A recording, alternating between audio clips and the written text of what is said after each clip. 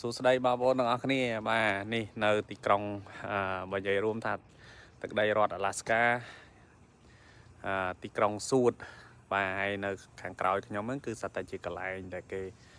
ជួលទូកបាទសម្រាប់ទី1ទៅមើល glacier ទី2ទៅស្ទូចត្រីហើយស្ទូចត្រីហ្នឹងបាទគឺយកត្រីបានច្រើនណាស់បាទហើយនៅនេះគឺសប្បាយមួយយ៉ាងបងប្អូនបាទហើយនេះកន្លែងទិដ្ឋភាពកន្លែងយើងជួលទូកឬក៏ទូកឲ្យបងប្អូនមើលឯងបាទឥឡូវបងប្អូនដើរមកមើលទាំងអស់គ្នានៅតាមតំបន់ហ្នឹងបាទខ្ញុំនឹងរាយរាប់ជូនបងប្អូនបាទហើយពេលបងប្អូនមើលវីដេអូខ្ញុំកុំភ្លេចជួយ Subscribe Channel YouTube ខ្ញុំម្នាក់មួយផងដើម្បីជាកម្លាំងចិត្តបាទធ្វើឲ្យបងប្អូនមើលបាទតើឡូវបងប្អូនតើមើលទិដ្ឋភាពក៏ដោយកន្លែងជួលទូកក៏ដោយទាំងអស់គ្នាបាទកន្លែងផ្សេងប្លែកអូខេ let's go សួស្តីបងប្អូនបាទសួស្តី hello everyone yeah this is right here suit yeah or seafood in right here we can booking to fishing halibut or salmon king salmon yeah in Alaska and suit series yeah this is a boat and beautiful place mountain and so cold right here yeah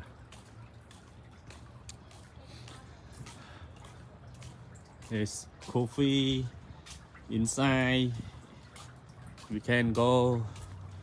relax on the sea យើងអាចទៅន័យថាជួលទូកធំអញ្ចឹងមើល glacier មើលតកកពាន់ឆ្នាំ10000ឆ្នាំអីចឹងទៅបងប្អូន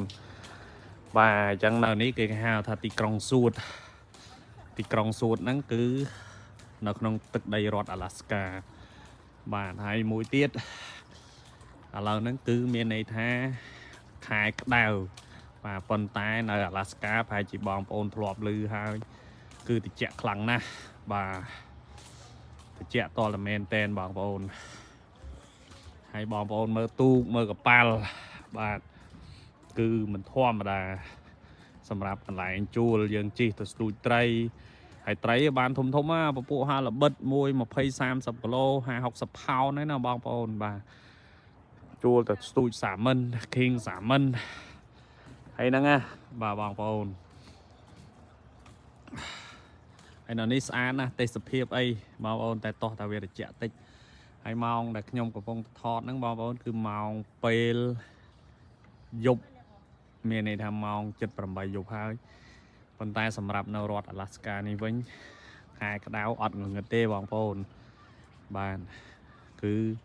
វានៅភ្លឺអញ្ចឹងសម្រាប់បងប្អូនណាខ្លះបាទចង់មកលេងនេះខាងរដ្ឋអាឡាស្កា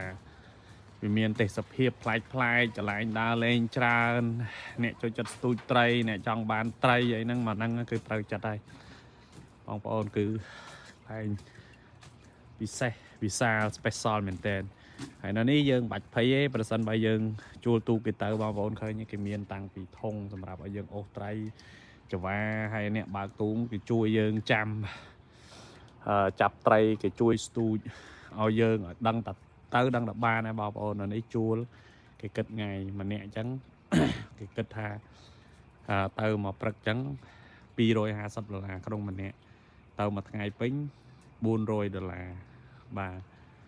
តែគ្រាន់តែថាទៅដឹងតែបានហើយតែបានម្ចាស់ទូកហ្នឹងគេជួយយើងទៀតហើយយើងអត់ចេះវះគេជួយវះគេជួយអីឲ្យយើងទាំងអស់តែបើយើងចង់វះខ្លួនឯងក៏វះទៅបងប្អូនបាទនៅនេះនិយាយរួមគឺកន្លែងកំសាន្តផងកន្លែងស្ទូចត្រីផង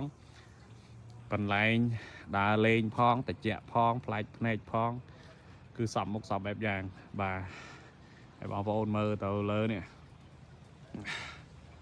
គឺពិសេសវិសាលមែនតើ